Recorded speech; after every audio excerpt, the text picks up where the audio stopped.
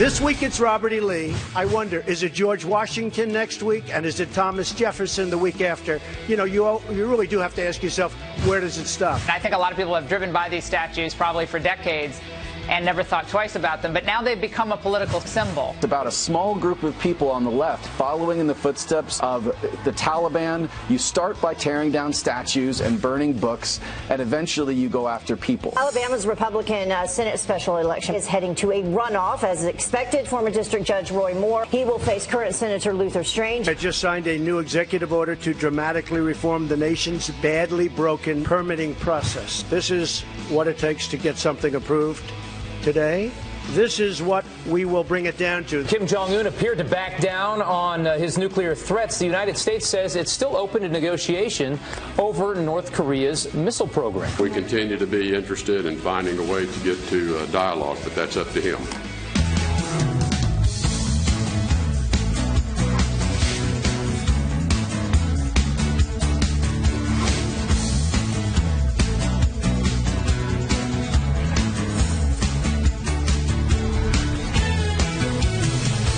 From Studio F, as in Fox and Friends, it's the Fox and Friends show for a Wednesday, live from the mezzanine level. Come on over. Look who's in for Brian today, and look who's in for Ainsley. Good morning, y'all. Good morning. Good to have you with us, too, Todd. You did a great job yesterday in Alabama. Alabama was fun. A lot of great people. Interesting race. We're going to get to that throughout the course of the morning. A lot of sports competition. Oh, of course. Hey, when you're in Alabama and college football season's right around the corner, you got to ask the question, War Eagle or Roll Tide? You have to do it. When you were at that diner yesterday, right? How many breakfasts did you have? Because it was a 3-hour telecast. I actually only had one, and that was after we're done, because we were very busy. We had a lot of people we wanted to talk with, and unfortunately, I didn't have grits. If I had one regret from yesterday, no grits. You are disciplined. I can't do that, One Steve. regret, yes, Steve. Steve, when I'm at the diner, I have about one every hour. Oh, they keep asking. They keep bringing it out. You got to try it. When I was in Indianapolis, they kept bringing me the pastrami omelet, which was fantastic. I'm still thinking about it. You know, the best breakfast I had was at Lenny's in Tampa, Florida. It was an alligator omelet. Ooh, I still crave it to this day. I know. Anyway, we could talk about breakfast all morning long, but there's a lot of news to get to this morning. Yeah, no kidding. All right, so were you watching television yesterday afternoon? Because if you were, you saw something that you don't see every day. And the President of the United States made a gigantic mistake. Donald Trump came out of the golden elevators at Trump Towers, and he thought he was going to give a statement and then answer a bunch of questions about infrastructure. That was a mistake, because all of the people who were there in the press pool wanted to talk about Charlottesville. The president was unapologetic. He doubled down. Both sides to blame for Charlottesville, he said. If you missed it, here is a synopsis of what he said. I'm not putting anybody on a moral plane. What I'm saying is this. You had a group on one side and you had a group on the other, and they came at each other with clubs, and it was vicious and it was horrible. But there is another side. There was a group on this side, you can call them the left, or you've just called them the left, that came violently attacking the other group. So you can say what you want, but that's the way it is. Excuse me. What about the alt-left that came charging at the, as you say, the alt-right? Do they have any semblance of guilt? What about the fact they came charging with clubs in their hands, swinging clubs? Do they have any problem? I think they do. So, you know, as far as I'm concerned, that was a horrible, horrible day. Wait a minute. I'm not finished. I'm not finished, fake news. That was a horrible day. You look at both sides. I think there's blame on both sides. You had some very bad people in that group, but you also had people that were very fine people on both sides. You had people in that group that were there to protest the taking down of, to them, a very, very important statue and the renaming of a park from Robert E. Lee to another name. Whew, that was something yesterday, if you were watching it. It was very Trumpian. It was. You were saying this morning, Stephen, we were talking before the show started, if you are a fan of President Trump and his style, you loved every moment of that press conference. If you're not, and if you are looking for a way to get at him, you hated every moment of that press conference. That was an observation made over on hotair.com, and it's interesting, Todd, because the President of the United States on Monday had condemned the KKK, the neo-Nazis, the white nationalists, the white supremacists. He did that very carefully on Monday, but then on Tuesday, it appeared that he said, hey, listen, the reason I made that statement on Saturday, right out of the gate, was because, and and he didn't say it was vague. However, a number of people had said it wasn't specific enough. He said, I didn't have all the facts yet. Nobody had all the facts yet. And that's the statement that I made then. And of course, there's been a lot of back and forth. Some people said he should have been on prompter. Some people said he shouldn't have been on prompter. When he does one, he gets criticized for the other. So that is always going to be a criticism of the president. We're also in a situation where I think many people will agree that the comments yesterday may not have been the smartest thing to do, following kind of almost sort of putting it to bed on Monday. But at the end of the day, we do have to remember, regardless of whether you love this president or hate this president, there's an underlying notion that he could cure cancer tomorrow, and other people in the media are going to attack him and say he didn't do it the right way. So, again, not excusing what the president said, not supporting what the president said. There's just an underlying notion that somebody's always going to attack him. I think he was trying to be very careful in saying, look, you know, I said that thing on Saturday and I believe it. And then I was more specific in following statements, and I believe that as well. What's interesting, though, is Ed Henry got his hands on the official talking points that the White House has circulated. And this is how they go. The White House says the president was entirely correct. Both sides of the violence in Charlottesville acted inappropriately and bear some responsibility. The president condemned with no ambiguity the hate groups fueled by bigotry and racism.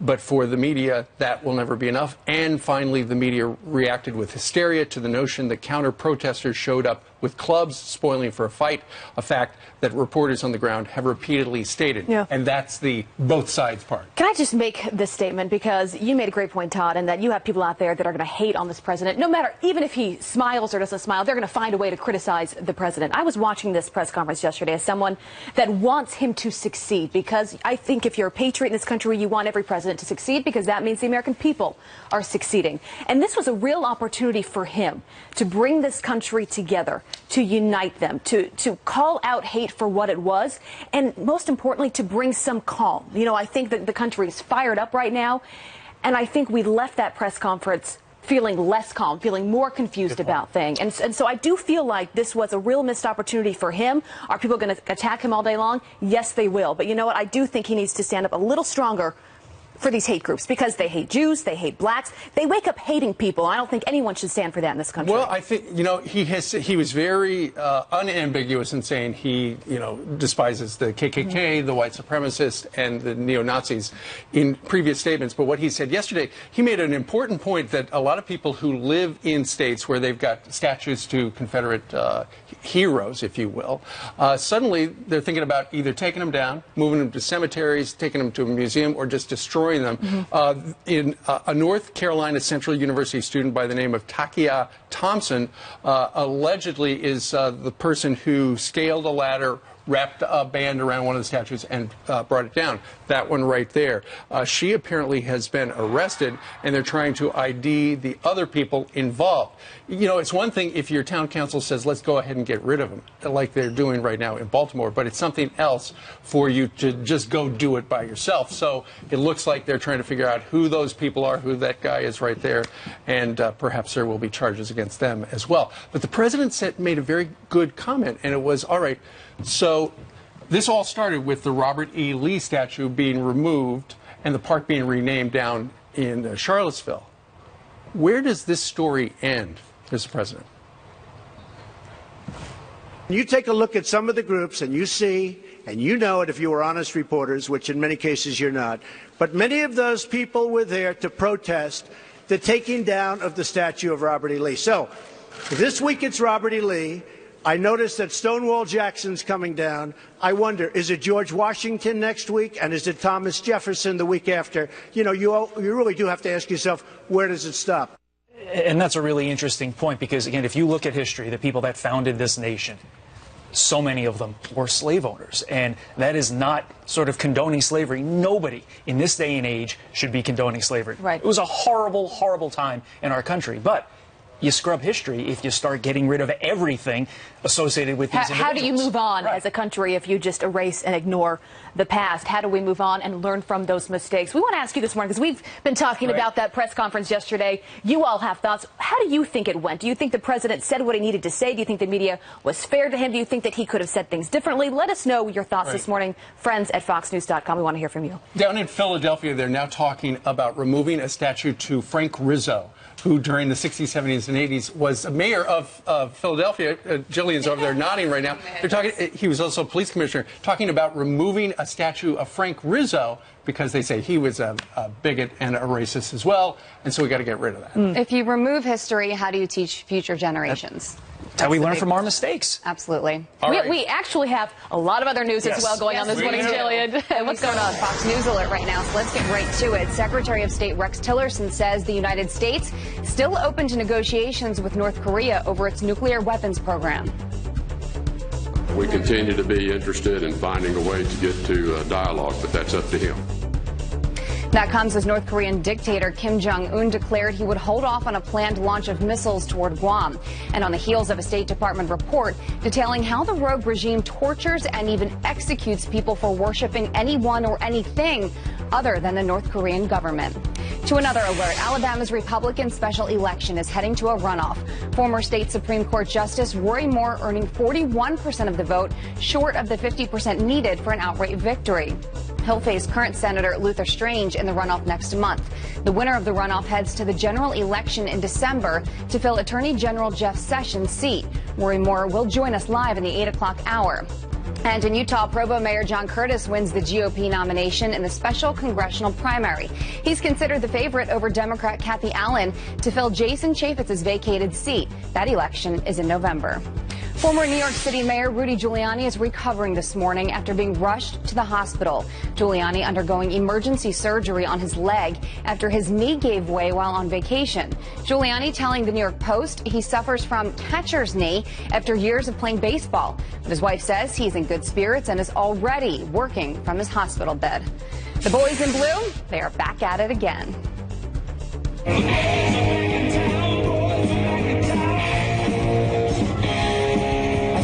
I have a message for the gangs that target our young people. We are targeting you. We're coming after you. Attorney General Jeff Sessions following through on his promise to take down the international gang MS-13. This week, a major bust in Ohio and Indiana nabbed more than a dozen gang members as part of a criminal crackdown all across the country.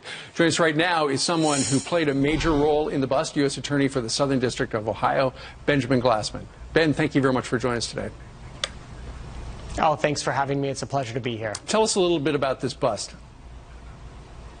So yesterday's enforcement action, our federal agencies, the FBI, ICE, working together with local partners, Franklin County Sheriff and Columbus Police Department, arrested 13 people. 2 people additionally are fugitives. 10 of them were charged by federal indictment, and 5 others were charged by a criminal complaint with federal offenses. How big a problem is MS-13 in your neck of the woods? Well, I mean, we believe we have and are working to eradicate a clique or local organization of MS-13 based out of Columbus. So this is an extremely violent gang, and anywhere that it exists is a problem.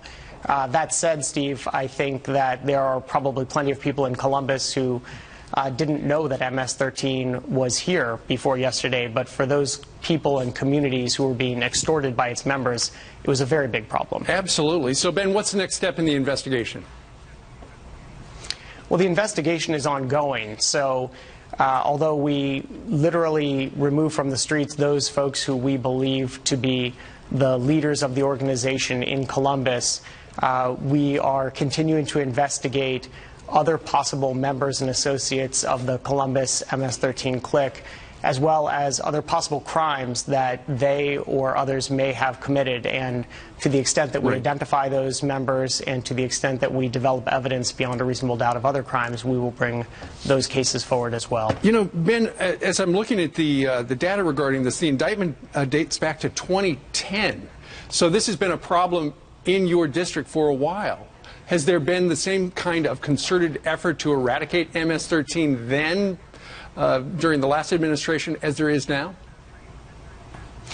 Yeah, so I actually think the indictment dates back to 2010. I actually think MS-13 probably had a presence in Ohio going back perhaps even a decade prior to that. Okay. We began our investigation here in December of 2015, so we did have the support of the prior administration working on this case, and Attorney General Sessions has made it clear that we have his full and complete support in working to eradicate MS-13. Well, terrific. It is a terrible group, and it is time, as the Attorney General and the President have said, to eradicate them from the United States. Benjamin C. Glassman, U.S. Attorney, Southern District of Ohio. Sir, thank you very much for joining us today. Thanks so much for having me. All right. Well done. All right, 20 minutes after the top of the hour, coming up, Confederate statues coming down like dominoes. Is this the right thing to do? Are they erasing America's history, or is it a flashpoint? A debate coming up next. And what happens when a bodybuilder catches a glimpse of himself in a security camera? The video? Priceless.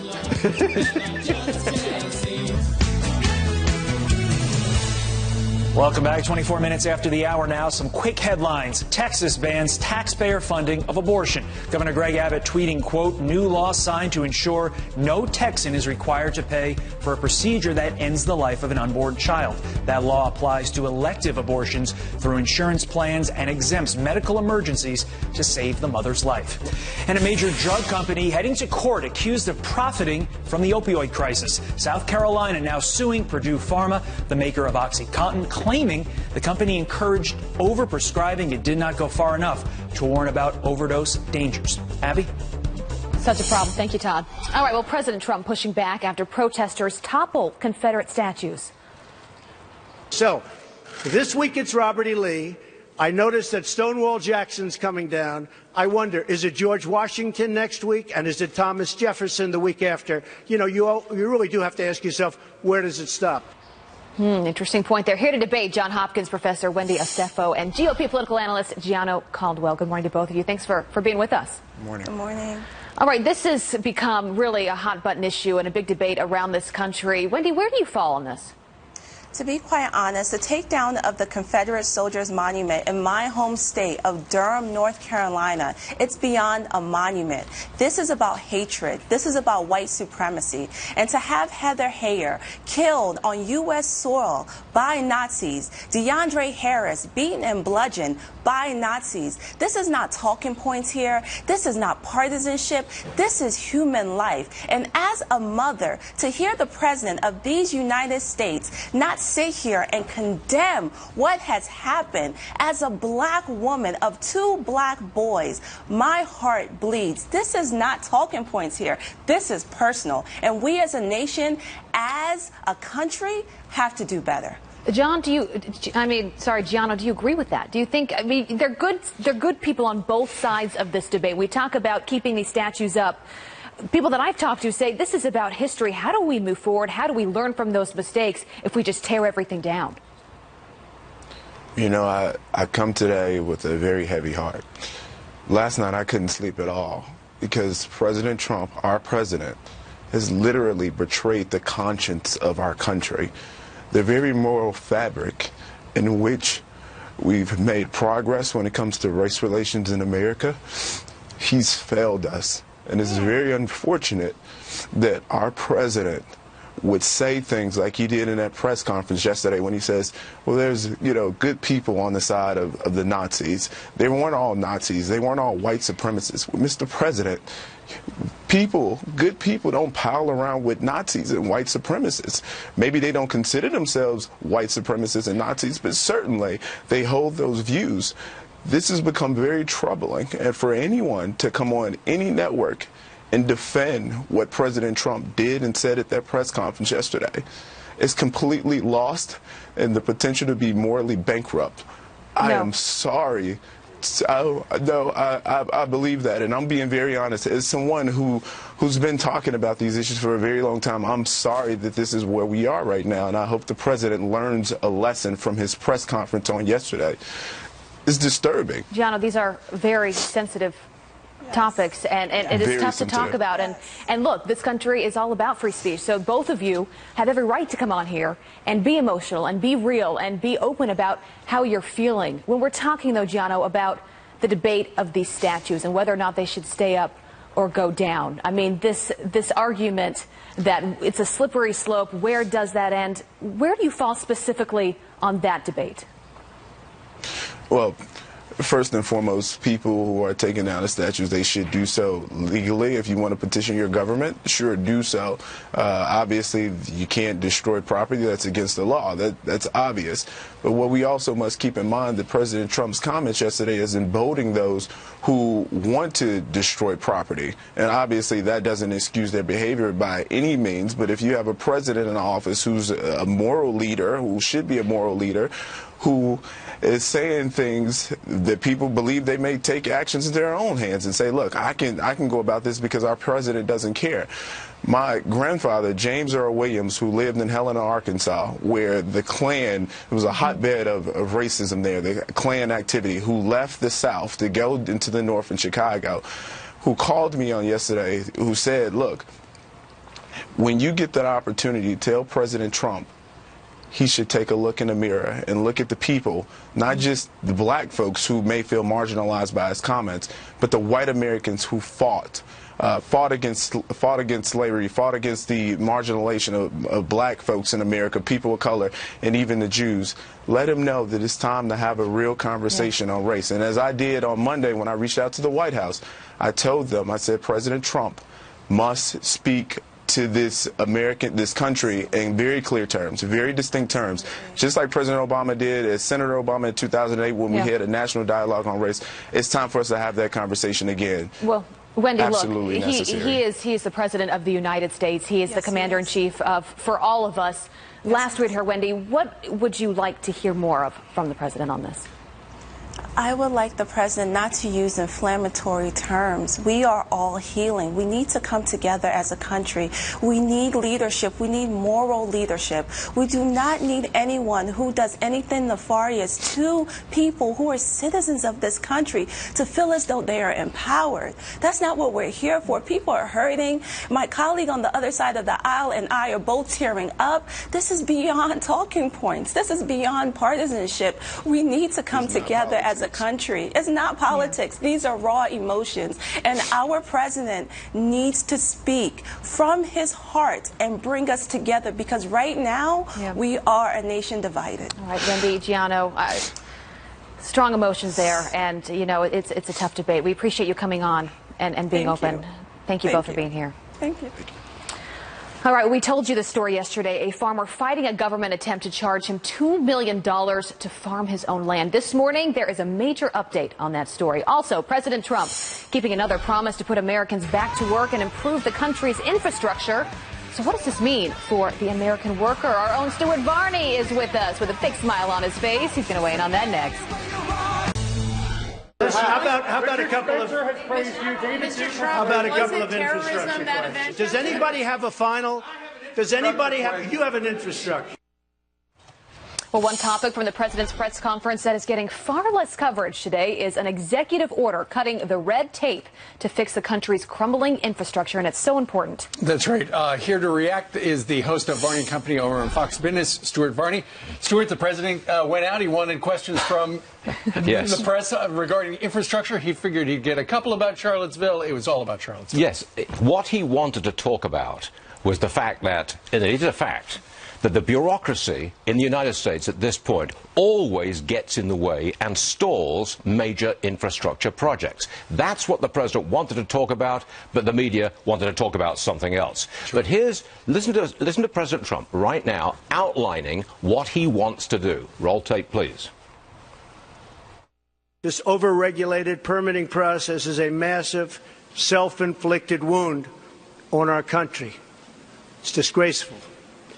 Denying our people much-needed investments in their community. And I just want to show you this because it was just shown me, and I think I'm going to show it to the media, both real and fake media, by the way.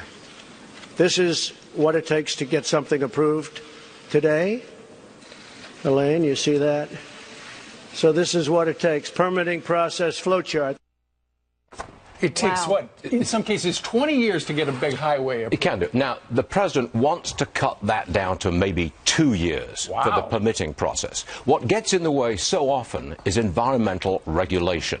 That's what the president wants to cut. That's what the announcement yesterday was all about. It's not the great big new infrastructure plan. It's speeding up the permitting process so that we can actually get something done. That's what it was all about, but you didn't hear very much of it. Well, let me ask you this. Why do the environmentalists want these regulations? Because just being logical here, it seems that if you can build more roads, you have less congestion, which means less carbon monoxide, and you also have more people doing public infrastructure projects and transportation and not driving to work, taking public transportation. Help me out here, Stuart. Tom, that's a stretch, okay? That's a real stretch. Environmentalists do not like economic growth. They want environmental purity. So they've imposed these regulations which make sure that if you want to move a rock, build a road, dig a tunnel, you've got to ask permission from the government to get it done.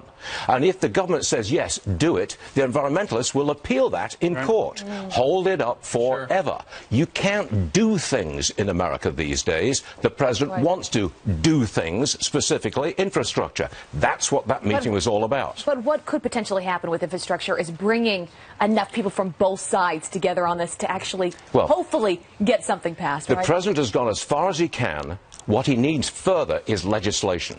You can't go further with this speeding up of the process. You can't go further with the whole infrastructure plan without legislation from Congress. That's going to be a problem because you've got a very crowded congressional calendar. Almost all kinds of things got to be chucked into that bin right there. Can you get the infrastructure plan through? That's an iffy question. Indeed. Well, only time will tell. Meanwhile, speaking of time, 24 hours ago, you were right there on that part of the couch, and you were talking about how a couple of members of the President's Economic Council had dropped out. You said it was a mistake. They were doing it for personal, political reasons. We've had a couple more drop out in the last 24 hours. What's going on? The CEOs of these companies who have dropped out of this Manufacturing Council, they have decided that it's not in their best interests or the best interests of their company to be associated with President Trump at this time. The reaction to his Charlottesville announcements and the press conference is so extreme that some, I think it's now 6 CEOs, have walked away from that Manufacturing Council. And this morning, I haven't got time for this, President Trump is going on the attack against business. President Trump has tweeted, Amazon is doing great damage to tax-paying retailers. Towns, cities, states throughout the U.S. are being hurt, many jobs being lost. Amazon, the co-founder is Jeff Bezos, who owns the Washington Post, which is the principal media outlet for hate against Donald Trump. So he's got this standoff now, an isolated president. He no longer has the unified support of business, and he's gone on the attack against Amazon, the biggest business of them all. Well, Amazon has destroyed local business, local booksellers and stuff like that. Now they're going after grocery stores. Look, here's the bottom line. Politics at this moment is absolutely furious. But guess what? In about, 3 hours' time, the stock market will open higher again. And we'll probably go to another record today despite it all. Unbelievable. Stuart, always good to see you. Have a great show. I'll do my best. Thank you very much. Thanks, everyone. Thank you. All right, Jillian, over to you for some other headlines we're following. All right, good Wednesday morning to you guys, to you at home as well. Let's begin here. The search is on for the vandal who spray painted obscene graffiti on the Lincoln Memorial. It reads, quote, expletive law. The National Park Service red paint without damaging the historic monument. This isn't the first time the monument was targeted. Back in February, 4 memorials, including the Lincoln, were vandalized. They're in the country illegally, but the American Bar Association now demanding Congress allow illegal immigrants to practice law across the country. The move would permit an undocumented alien seeking legal status to obtain a professional license. If Congress were to say yes, it would still be up to the states. California, Florida, and New York already allow it. A California farmer paying the feds more than $1 million after he plowed his own wheat field. A federal court ruling against John Duarte, saying he used federal wetlands protected under the Obama administration's environmental rules, despite buying the property years ago. Had Duarte not settled with the DOJ, he risked paying up to $45 million and losing his farm. We could all use a lighthearted moment right now, so take a look at this. We're all guilty of checking ourselves out in a car window, a mirror every once in a while, right? Well, this guy just took it to a whole new level, admiring himself on a supermarket security camera, pulling up his sunglasses to get a better look, doing a little flexing. Just wait for it. Hold on. He looks around and takes off his tank top. By the way, yes, we're tank top. And he has so many muscles, I can't even count them. The Irish bodybuilder posted this to his YouTube channel, and it is quickly going viral. He also posted it to his Instagram page. I just checked. It has about 100,000 views. Wow. You know, I catch Todd doing that all the time. Oh, it's all the time. That's what happens in your office. Leave your shirt on. It's unfortunate for everybody here, Fox, and I'm sorry. I'm sorry. That is hilarious, though. The best person to toss to right now, hands down, is Janice. Take it away, Janice. Janice. There we go. She's flexing her weather muscles. No, there's no muscle here at all. I haven't exercised since 1985. It's a good year for exercise. Let's take a look at the map, shall we? It's kind of hot and humid here in the Northeast. Well, sticky. I mean, it feels like it's going to rain today. I'm telling people it's not going to rain today, but we do have rain in the forecast this week across the Northeast. Across the Northeast, the Great Lakes, the upper Midwest, that's where we have the relatively cooler temperatures, and across the South, that's where things are hot and sticky. Also looking at the potential for some severe storms today across the upper Midwest and the central U.S. Large hail, damaging winds, isolated tornadoes will be a possibility. So know what to do if there's a watch or your warning in your neighborhood. Back to you. Janice, you have never looked so good. Whatever you're doing is paying off. Yeah. I owe you $20, Abby. So good for workout gear, though, by the way, with like all the fluorescents and all the, I don't know, the headbands. I think those were the Jane Fonda workout days with your VCR. That's all good. That thing. All right. Meanwhile, coming up on this Wednesday, the Congressional Budget Office is warning subsidy cuts could raise insurance premiums for some Americans 20%. But Dr. Nicole Saphier says that's not the case, and she, as you can see, coming up next. Come on in. And she got a once-in-a-lifetime chance to meet the Vice President of the United States. Now she's the victim of online bullying because of that photo. That college student is joining us live straight ahead. You do not want to miss this story. Hello, Doctor. As the Trump administration decides whether to continue funding key Affordable Care Act subsidies, the Congressional Budget Office is warning cuts could raise insurance premiums for some Americans by about 20%. So, what does this mean for the push to repeal and replace Obamacare? Here to weigh in is Dr. Nicole Saphier. Doctor, thank you as always. First, I want to get out this main point. Nancy Pelosi likes to refer to these as cost-sharing reduction payments. These are, in fact, subsidies to the insurance company. Absolutely. The pure definition of subsidy is giving the government giving money to a business or organization to keep costs low. So cost-sharing reductions are a form of subsidies, as well as the refundable tax credit. Those are the two main ways that the Affordable Care Act is funded. And so what's been going on right now is President Trump is dealing with, I'm going to equate it because I'm a mother, to toddlers on both sides, fighting back and forth, name calling, I'm not going to do this, I'm not going to do this. And he's saying, hey guys, I'm going to take these away. I'm going to stop funding these cost-sharing reductions or one form of subsidies, so we can finally get somewhere, so we can come to the table and, have some forward progress when it comes to the Affordable Care Act. Of course, Democrats quick to pounce. Let's get to what Chuck Schumer said. He writes, quote, try to wriggle out of his responsibilities as he might. The CBO report makes clear that if President Trump refuses to make these payments, he will be responsible for American families paying more for less care. He's the president, and the ball is in his court. American families await his action. But aren't the premiums going up anyway? Yes, absolutely. They were going up under the last administration because you had fewer healthy young people buying into the individual exchange, and now they're continuing to go up because of the uncertainty. So what's going to happen if he stops paying for these cost-sharing reductions or he stops subsidizing the insurance companies, the individual tax credits are going to go up as well. So we're still going to be paying tax dollars towards insurance. So you will be seeing premium hikes, but that's going to be offset by the tax increase. This is really just a temporary fix. This isn't even a fix, to be honest. This is just a stopgap on a system failure. When you go through the language of the CBO, it does mention that you see a lot of references to non-group coverage. So I'm going to ask the question. Your fellow doctor, Rand Paul, espouses going to group coverage for everybody, thereby spreading the risk around. Do you agree with that? Well, that is a philosophical debate, and that's largely debatable when it comes to American health care.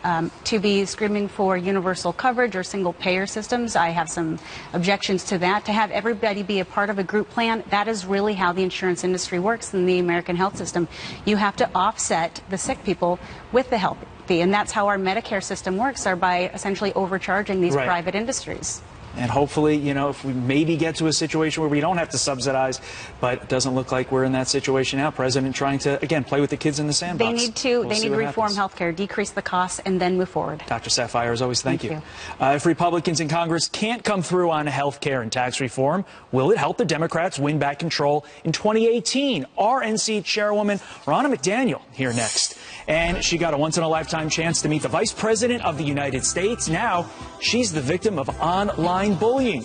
That college student joins us live next. Welcome back to Fox and Friends. Well, this morning, a college student is taking a stand after she was bullied on social media for posting this picture with Republican Congresswoman Cathy McMorris Rodgers and the Vice President Mike Pence. Several of her friends taking to Facebook writing that she is friendly with dangerous bigots and that she supports incredibly violent and homophobic views. She decided to speak out, writing an article on her experience and the need for diversity of thought on college campuses. Joining us now is that college student, Mackenzie Deutsch. Mackenzie, thanks so much for getting up and being with us. So explain what happened. So I had an internship this summer with Cathy McMorris Rodgers, the congresswoman from my state, Washington, and I had this amazing opportunity to meet the Vice President of the United States. So when I met him, I simply took a photo and I posted it on my Facebook. I keep my Facebook pretty private, so only my friends and family and people that go to my school can really see the photo that I posted, and people were not having it. Yeah, so it was your friends and family who in many cases turned against you. Here's a text message you received. Hi, just wondering why you have a photo with someone who has actively worked against women and LGBTQ rights and is generally a threat to human rights everywhere. Mackenzie, how do we get to the point where taking a picture with somebody is an act of violence? That's a great question, and I wish I had answers. And it's something I've seen all over my college campus, in the classroom, and outside of the classroom. And it's really unfortunate, yeah. This is a part of the op-ed that you wrote after this experience. You say, how did we get here? How did we get to the point where taking a photo with someone is an act of violence? How will we ever be able to have adult conversations if no one is ever willing to listen to those who have opposing philosophies? How can we coexist when we write off our political opponents as well as those who dare to take photos with them as morally bankrupt? This is not as it should be. We need a genuine dialogue now more than ever. I mean, that is so well put, Mackenzie, and so mature. I mean, someone at your age being able to step back and look at the bigger picture and that we are all in this together. We don't need to point fingers. We don't need to have such hate speech over a picture like that. Exactly, and I agree with you completely. The point isn't about me and the fact that I was harassed over the photo. It's the larger picture, and it's reflective of a larger culture on college campuses, my campus and other places, I'm sure, of just an attitude people generally have towards people with dissenting views. Mackenzie, quickly, what's next for you? What's next for me? I'm going to go back to school in a couple weeks and not run away from my problems and hopefully confront people and have some good conversation as well. Right. If you had it to do over, would you post the picture again? I would still post the picture, yes. Why? I don't think I should be intimidated out of posting one photo with the Vice President of the United States. We're all American, and I respect the office of the Vice Presidency. Regardless of who the Vice President was, I still think it's a cool opportunity, and anyone should be excited about that. Mackenzie, you are a very strong woman. Really Keep doing what you're doing. You have a great future ahead. Thank you. I appreciate it so much. Thanks for having me, guys. You bet. Thanks, Mackenzie. All right. Meanwhile, coming up on this Wednesday, a high school baseball player is suing his coach for bullying because he sat on the bench. Does he really have a case? We're going to talk about that. And still ahead, RNC Chairwoman Ronna McDaniel, Rob O'Neill, and Newt Gingrich. All ahead on a big Fox and Friends. Big show ahead.